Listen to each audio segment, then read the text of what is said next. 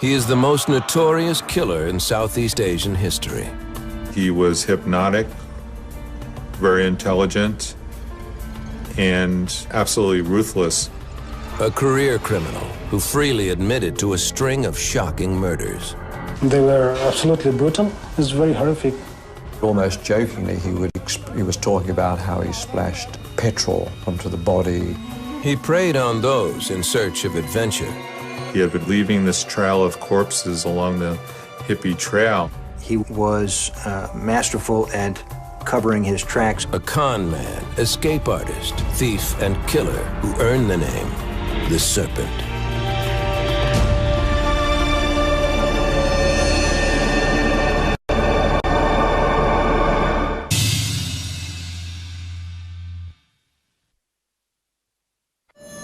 October 18th, 1975, Thailand. Along a scenic stretch of sand called Pattaya Beach, 93 miles southeast of Bangkok, a local fisherman makes a shocking discovery.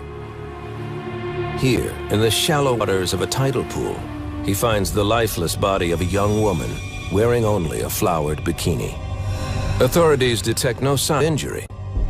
They assume the woman is a Western traveler who, like so many others, sampled the local hashish and beer, only to overdose and drown. She remains unidentified and is buried in an unmarked grave. The body is found in a region near the so-called Hippie Trail, a popular route for Westerners traveling across Europe and Southeast Asia in the 1960s and 70s. The trail winds its way across Europe, the Indian subcontinent, and Southeast Asia, leading to the holy city of Kathmandu, Nepal, high in the Himalayas. Most travelers on the trail live on limited budgets and experiment with drugs. Many are idealistic, in search of spiritual enlightenment. A lot of the backpackers were living from hand to mouth. They didn't ask a lot of hard questions. As a traveler, you would tend to become instant friends with people, after a day or two. In 1975, one of these travelers is 18-year-old Teresa Knowlton, an American from Seattle, Washington. Like so many others, she travels to Asia in search of spiritual growth. As she started studying the different religions and, like I said, became interested in Buddhism, she was very fascinated by the monks, the Buddhist monks. She was actually on the way to a monastery in Kathmandu, a Tibetan monastery, but she stopped off in Thailand first, maybe to have a bit of... On previous trips, Teresa would write home often, but this time, her family heard nothing for months. They reach out to U.S. officials overseas for help.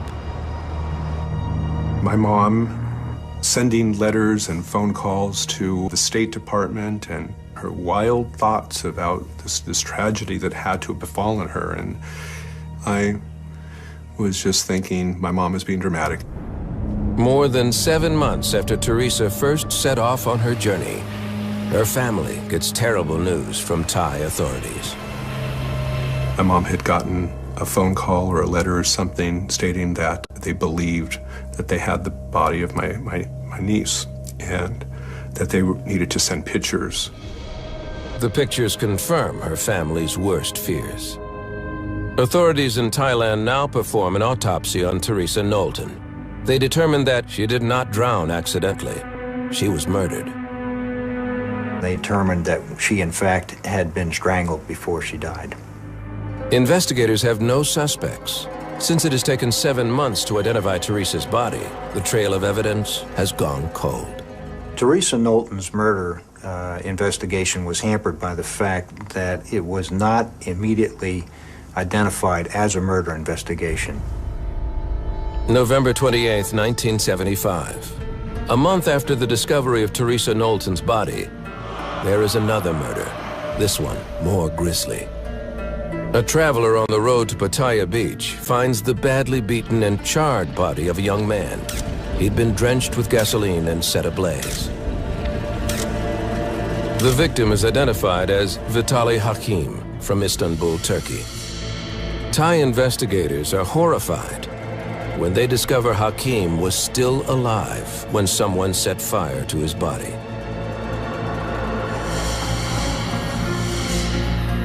December 16, 1975. 2 weeks after the delivery of Vitaly's body, bodies of a young Dutch couple are found in a ditch 55 miles north of Bangkok. They are identified as 29-year-old Henk Betania and his 25-year-old fiancée, Cornelia Hemke. They, too, had been badly beaten and burned alive. News of the gruesome murders hits the papers on the same day as another disturbing discovery. Once again, another body is found just south of Pattaya Beach. This time, the victim is a 24-year-old French woman named Stephanie Pari. Investigators learn that she came to the area looking for her Turkish boyfriend, Vitaly Hakim. Like Teresa Knowlton, Pari is found in the water. She had been strangled so violently, her neck was broken. Unlike Teresa, she is wearing a dress, not a bikini.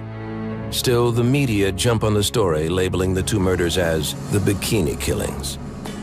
Just days after the discovery of Stephanie Pari's body, another murder investigation begins to unfold. 1,300 miles away, where the hippie trail winds through Kathmandu, Nepal.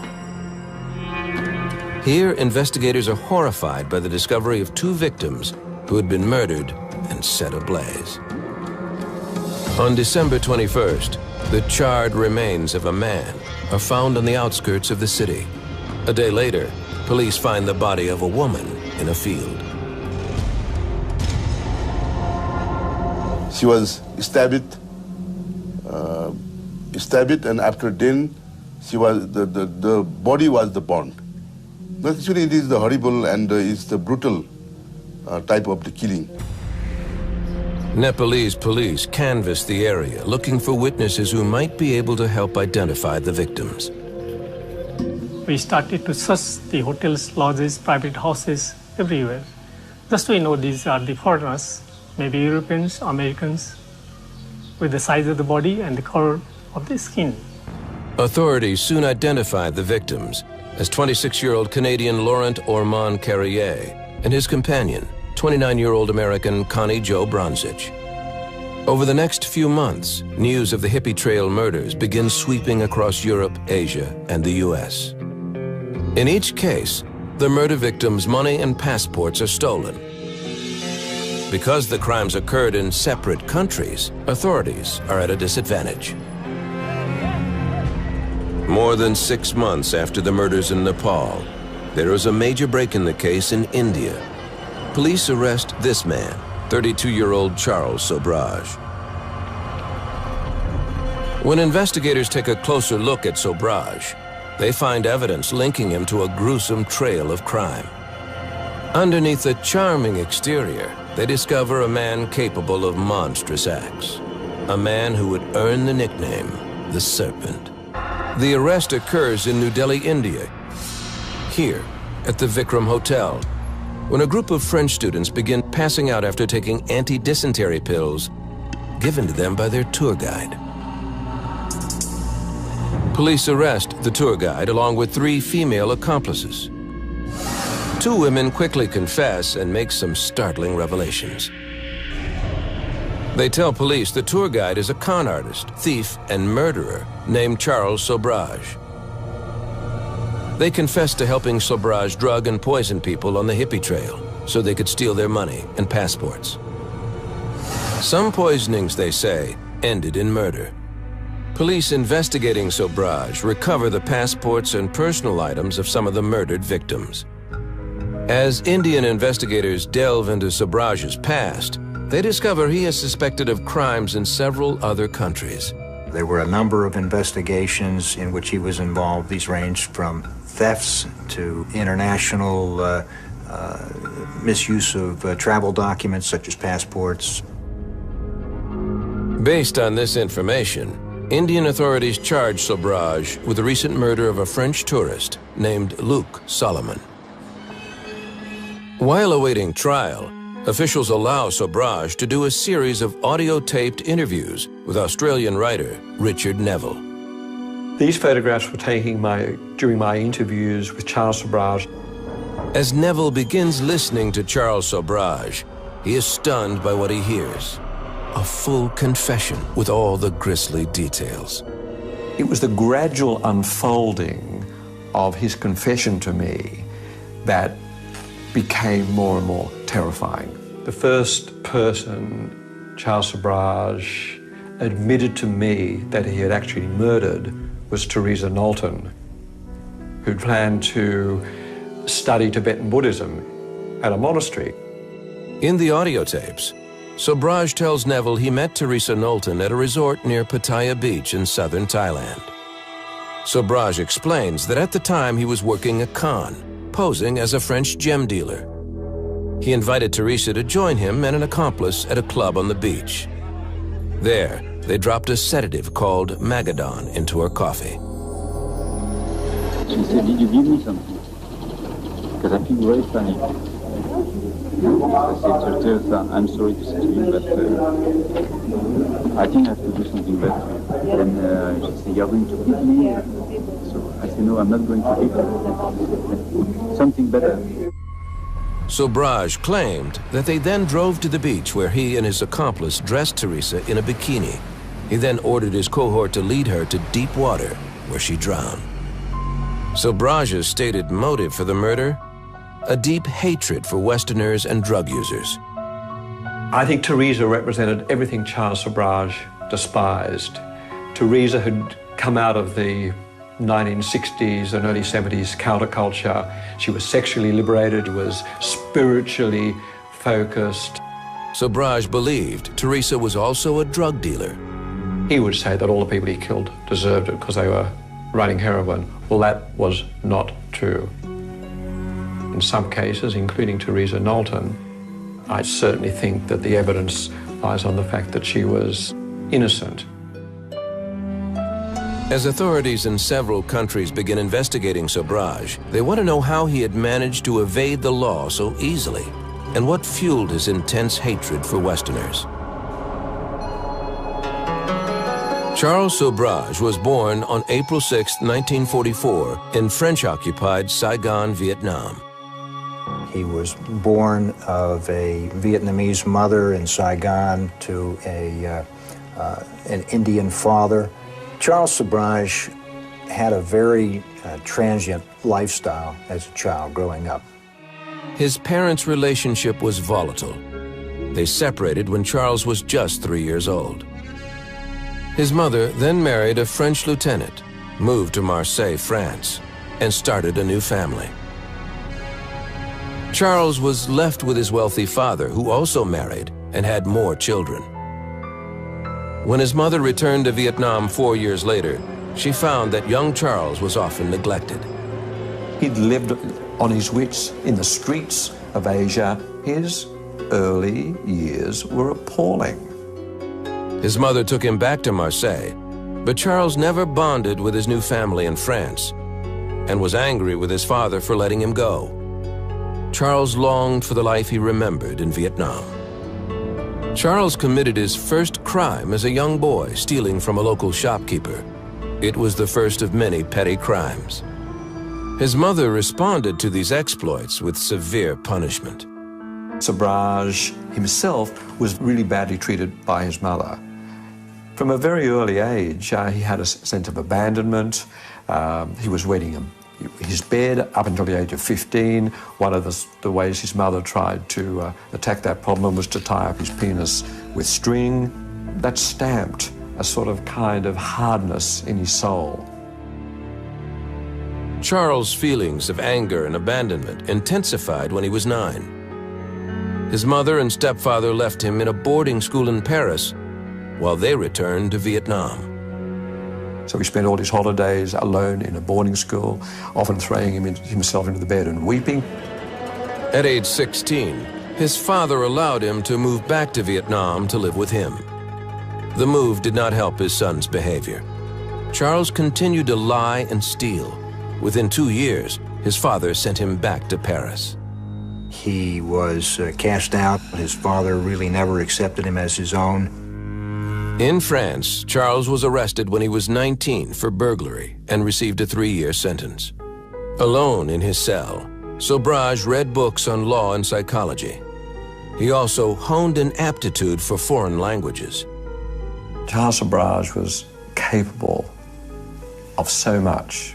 He had so much intrinsic capacity and talent. Sobrage was released from prison at the age of 22. Soon he met a young, beautiful Parisian woman from a wealthy family named Chantal. He was eager to impress her with his literary knowledge, good looks, and engaging personality. What was scary about him was that he had a certain charm to him. Apparently was able to, befriend women quite easily. Chantal quickly fell in love with the handsome, charismatic Sobrage. But during their courtship, he couldn't compete with her wealthy lifestyle. He began committing burglaries and robberies, going so far as to steal a car, which landed him back in jail. Still, Sobrage convinced Chantal they were meant for each other. She waited for him, and they got married 5 months after he was released from prison. Almost immediately, Chantal became pregnant. Sobrage tried to go straight. He worked in a restaurant, but it did not pay well, and Sobrage thought the work was beneath him. He began passing bad checks to help pay for the luxuries he craved. So at first, Charles Sobrage's motivation was really to survive. Then it came to live a life of kind of luxury and travel. For the next several years, Sobrage continued to work odd jobs, all the while perfecting the art of deception. In 1970, Sobrage and Chantal's life took a dramatic turn when they left Paris and headed for India. Sobrage soon found a new target for his crimes, the young and gullible travelers on the hippie trail. 1970, Paris. 26-year-old Charles Sobrage has already served time in a French prison for car theft. Undeterred by his punishment, he continues a steady stream of crimes, like passing bad checks and robbing tourists. The robberies help him provide for his pregnant wife, Chantal. But Sobrage worries about getting caught and decides it would be safer for him to hit the road. Now, on the run, Sobrage takes his crimes to the next level. In the summer of 1970, he and his wife Chantal leave Paris and travel to Bombay, India. There, Chantal gives birth to a baby girl, Usha. During the next year, Sobrage runs a stolen car business. The money bankrolls a newfound passion for gambling. He had a very serious gambling habit. He wanted to live in a high style. Sobrage loses more money than he wins. To support his family, he continues to rob tourists, but adds a new twist. He learns how to drug his targets. Not to kill them, but to befriend these tourists, to spike their drinks. They would become comatose. He would steal their belongings. He finds targets who are even easier than the typical tourists, Western backpackers on the hippie trail. These people, because they were strangers in a strange land, presented a particular vulnerability. People were friendly. They didn't ask a lot of hard questions, so they were very susceptible to con men like Charles Sobrage. He despises the hippies. They had long hair, they smoked marijuana, they'd had easy lives where he'd had a tough life. He didn't give a damn about these pampered Westerners. Sobrage finds it easy to spike their drinks.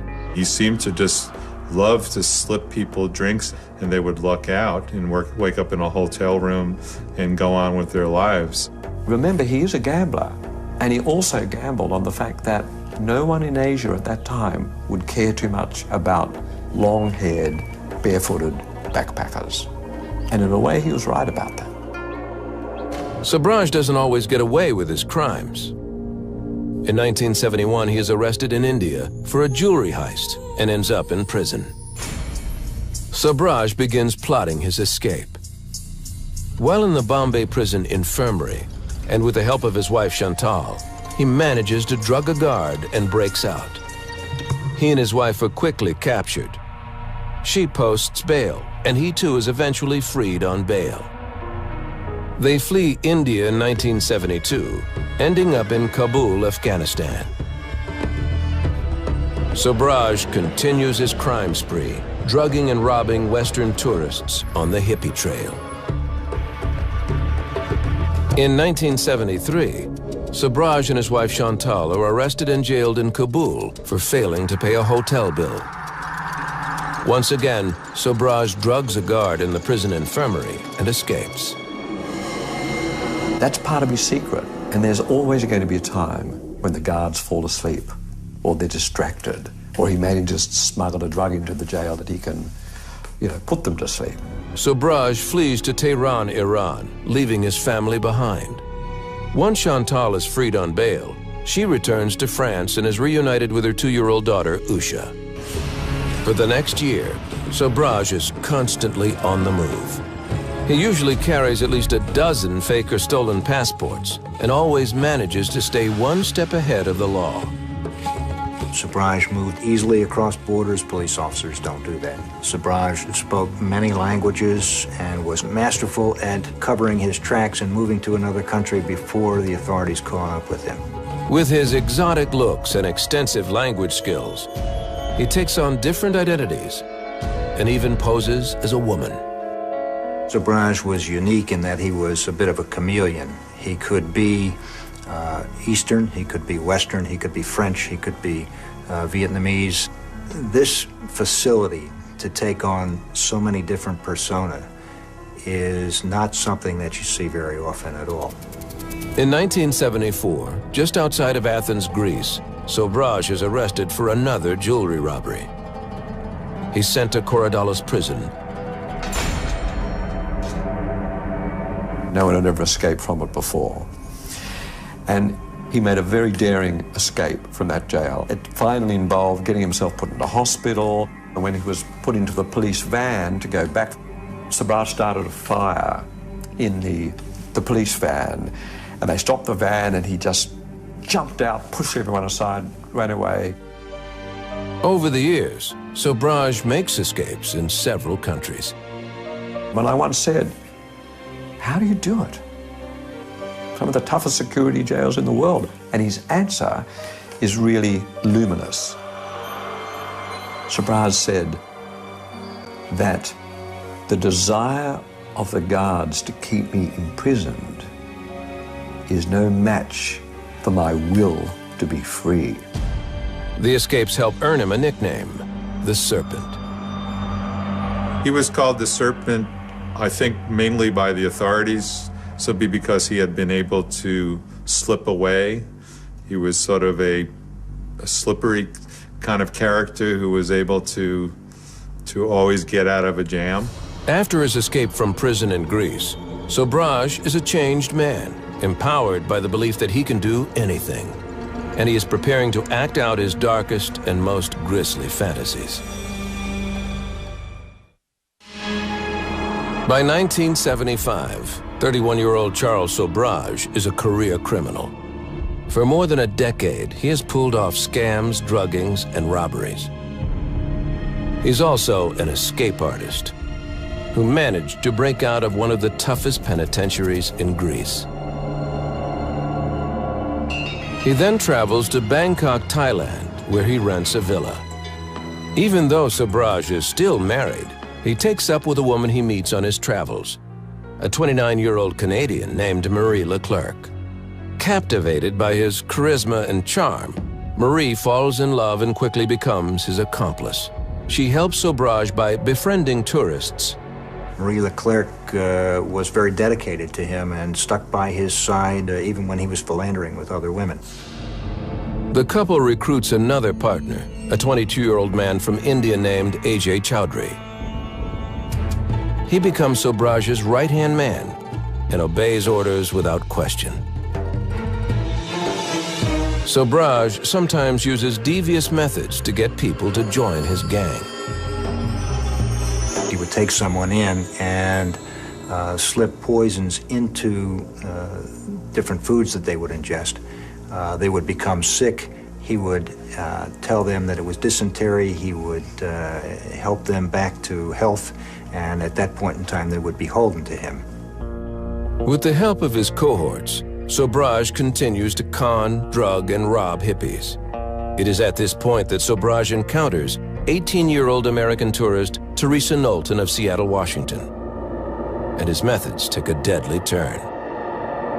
Teresa is on her way to study Buddhism at a Tibetan monastery. After Sobraj meets her, he becomes convinced she is a heroin user and smuggler. He tells her she is a hypocrite. So I say, you don't think that doing what you are doing is, you can harm some human being? Because it is harmful after on the market with how you learn meditation and this. It is the respect of human beings. What you are doing for. In his interviews with author Richard Neville, Sobraj labels the Knowlton murder and the rest that followed as cleanings. I never killed good people. That's what he said. One reason why Sobraj confessed to the murders in such detail was because in a strange way, he was rather proud of them. 1 month after killing Teresa Knowlton, Vitaly Hakim from Turkey becomes his next victim. Once the first murder was committed, then he sort of was almost like he was on a roll. From then on, what did he have to lose by killing? Sobraj believes Hakim is also a drug smuggler, and in the confession tapes brags about the murder. I took one of his clothes, I put on his face, and I pour gasoline on it. I started running to the car, because of course it will be a big flame, and then... While Thai police investigate the Hakim murder, Sobraj takes pleasure in seeing his work in the headlines. He enjoys notoriety. I don't believe that Sobraj thought that he would be caught. Several weeks later, during a trip to Hong Kong, Sobraj meets his next victims. A young Dutch couple, Henk Betania and his fiancée Cornelia Hemker. Posing as a gem dealer, he talks the Dutch couple into buying a sapphire ring. He invites them to his villa in Bangkok, and they accept. Once there, Sobraj and his accomplice drug and rob the couple, then drive them to a remote location. There, they beat the pair and burn them alive. Within days, he murders a French woman named Stephanie Pari, who came to Bangkok looking for her boyfriend, Vitaly Hakim. He's killing because someone has gotten too close to him and he's afraid that they might go to law enforcement and give up his criminal activities. Pari's body is found south of Pattaya Beach, where the body of Teresa Knowlton was discovered 1 month earlier. When reports of the bikini killings and the murders of the Dutch couple hit the newspapers in Thailand, Sobraj and his accomplices flee Thailand for Nepal. Sobraj uses the passport of one of his victims, Henk Betania. In Kathmandu, Sobraj meets Canadian Laurent Carrier and his American friend, Connie Jo Bronzich. They ran into a person who was describing himself as a gem dealer. And he had a girlfriend, and Connie had apparently gone back to their 5-star hotel and had been shown a number of gems. He also tempted people with cheap gems, with tales of adventure, by offering his potential victims nights in hotels. Connie is particularly drawn to Sobraj because of his claim to be a gem dealer. She was enchanted by this guy. Connie was in love with jewelry. She just was always telling the newly acquired friends in Nepal that she loved jewelry and she just wishes she had more money to spend on jewelry. Soon, Nepalese authorities will have a brutal double murder on their hands. It was apparently a particularly savage crime. Connie Jo's body was found severely stabbed, burnt beyond recognition. In late December 1975, 31-year-old Charles Sobraj is no longer just a con man and thief. He is also a cold-blooded killer, responsible for 5 murders in Thailand. There wasn't even a word for a serial killer at that stage. The phrase didn't exist. That's how uncommon it was. Sobraj flees Bangkok and travels to Nepal with his 2 accomplices, girlfriend Marie Leclerc and Ajay Chaudhry. Sobrage and Leclerc used passports they stole from 2 of the murder victims. In Kathmandu, Sobrage poses as a gem dealer named Alain Gauthier. He befriends American backpacker Connie Jo Bronzich and her companion, Laurent Carrier, a Canadian. Just days before Christmas, their bodies are found in Kathmandu. They have been beaten, stabbed, and set on fire. Nepalese authorities are shocked and outraged. That is very, very tough. That has not happened in Nepal before. Then the first target, we had to identify the body. The idea of Western tourists, Western backpackers being brutally stabbed really incensed the Nepalese, and they really wanted to find their killers. Friends of the victims tell police they saw the pair with a gem dealer named Alain Gauthier. Based on eyewitness descriptions, police bring in Sobrage and his girlfriend, Marie Leclerc, for questioning. They tell police they are on vacation from Holland and show authorities the passports of the Dutch couple they murdered in Thailand. He says, I'm Annika Sanibelindinja. I'm from the Amsterdam, Holland. I'm professor. My wife is TV star. We looked to these passports. We couldn't find anything. Police don't have enough evidence to detain the couple, so they let them go. Still suspicious of the pair, Nepalese police keep their hotel under surveillance. When there's no sign of them after a day, authorities break into their room. Sobrage and his 2 accomplices had managed to slip out of the hotel unnoticed. In the hotel room, police find a stash of stolen passports and other incriminating evidence, including business cards with the name Alain Gauthier and a Bangkok address. Now Nepalese authorities connect the dots after reading in the papers about the murder of a Dutch couple in Thailand. After a few days, we have the Bangkok Post here, and we noticed the name Annika Sanibelindinja already died, murdered in Thailand. And we say, oh, this is the thing. It's the same Dutch name used by Sobrage when he was questioned a few days earlier. But by now, Sobrage is nowhere to be found.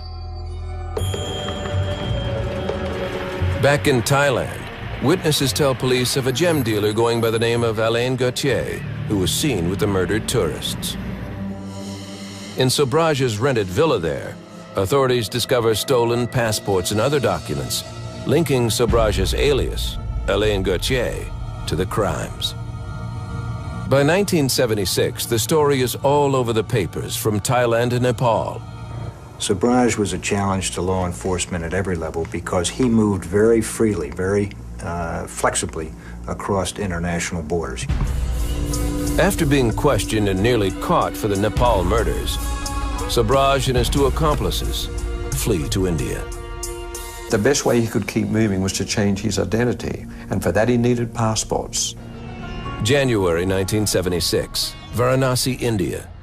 Sobrage and his accomplices befriend a 34-year-old Israeli scholar named Alan Jacobs. Soon after, Jacobs is found dead in his hotel room. He'd been poisoned. Sobrage really, by this stage, by 1975, 1976, was capable of killing anyone if it suited his convenience.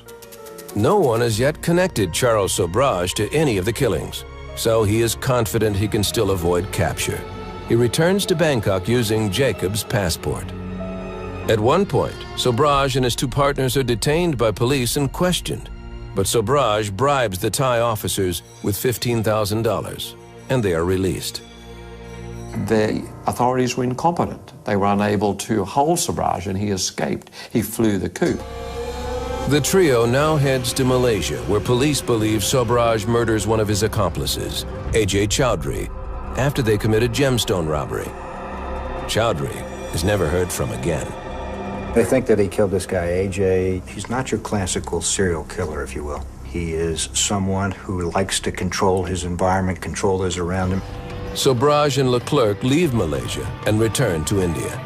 There, Sobrage once again uses his charm to manipulate and recruit a 22-year-old Englishwoman, Barbara Smith, and 26-year-old Mary Ellen Ether of Australia. He convinces the women to steal passports and money. Charles Sobrage is reputed to be a charmer. The number of women who were dedicated to him would certainly suggest that that's the case. By mid-May 1976, news about the killings is spreading across Asia and Europe. Police in several countries are investigating similar cases. Pictures of Sobrage, Leclerc, and Chaudhry are splashed across the papers. But Sobrage is still being identified as gem dealer Alain Gauthier. On May 19th, an international arrest warrant is issued for Gauthier and his two accomplices.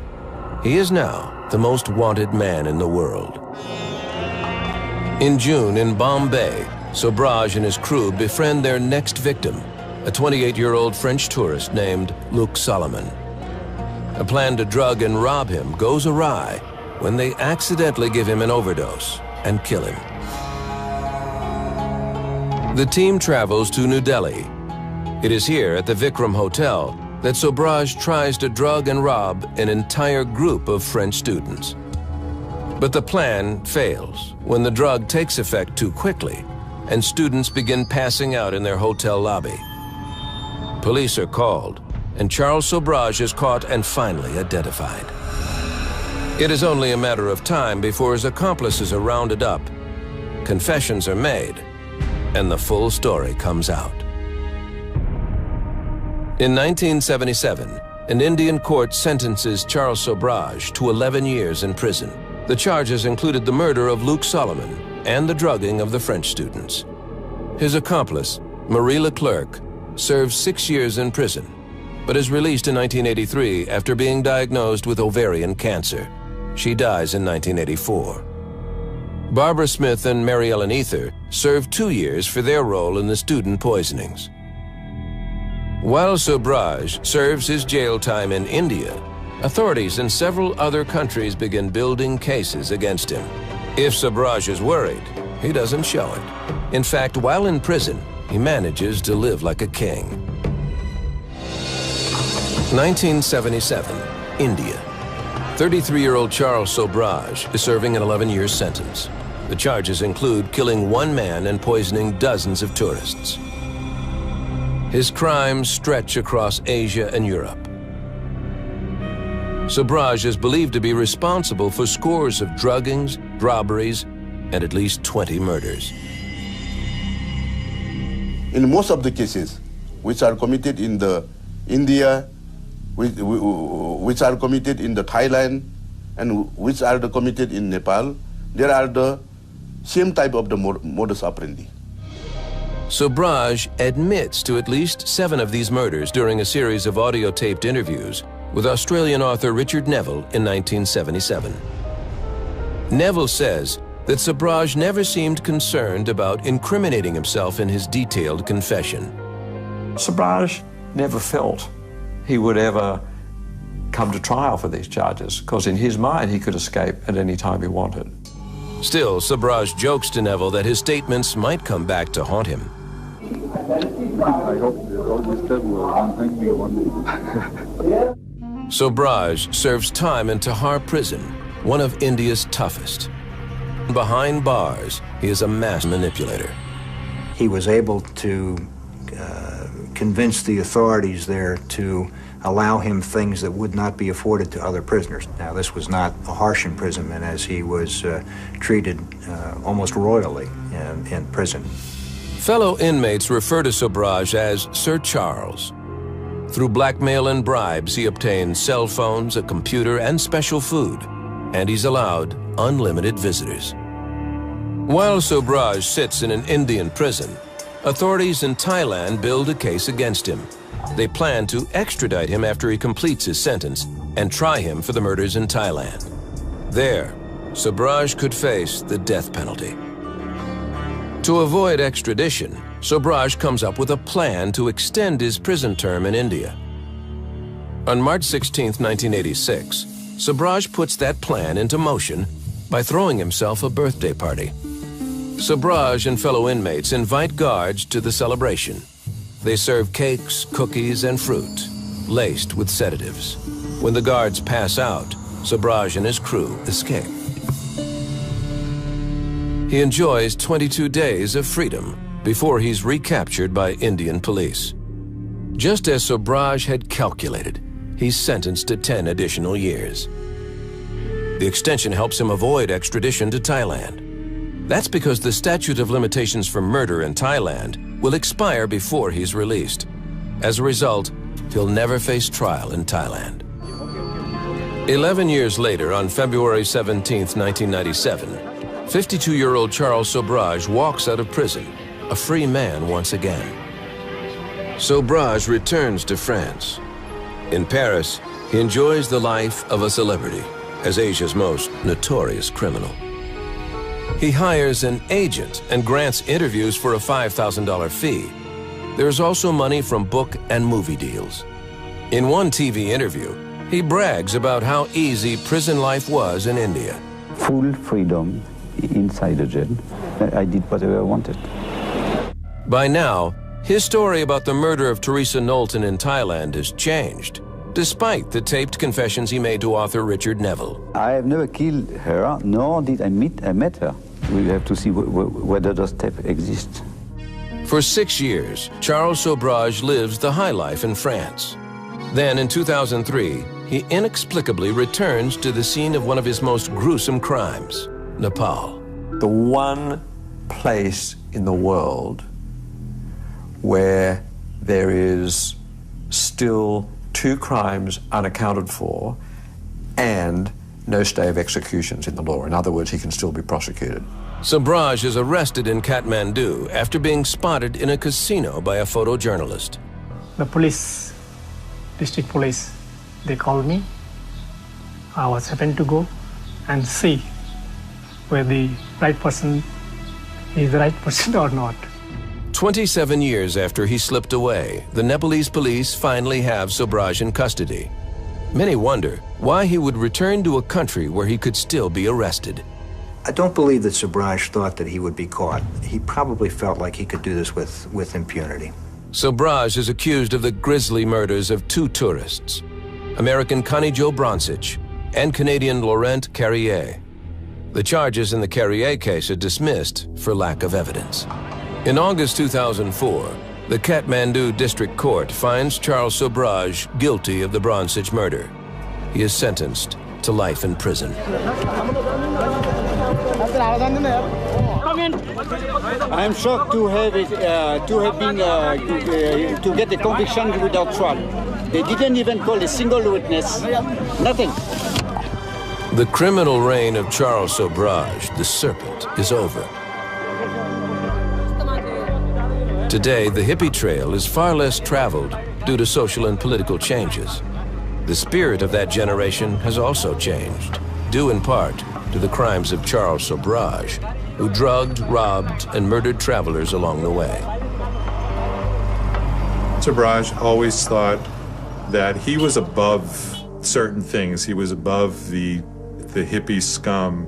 He was above the cops who were trying to pursue him, so that somehow he would be safe. And all of a sudden, he's not safe. He's locked up. Charles Subraj is accused of having committed a great many crimes in a great many different countries. He has been a serial criminal throughout his life. I would hope that he's changed his ways, but I don't think any of us believes the Serpent has changed his ways. In the time he spent with Charles Subraj, author Richard Neville could find no sign of remorse. I question him repeatedly about remorse. Why didn't he absolutely have some empathy with the victims and how their friends and their families and their loved ones might feel? He said, look, I never killed good people. When you look deeper into Charles Subraj, after knowing him for some time, and you're aware of the number of victims, the conclusion is obvious as to what drives him, and that is the fact that he's a psychopath.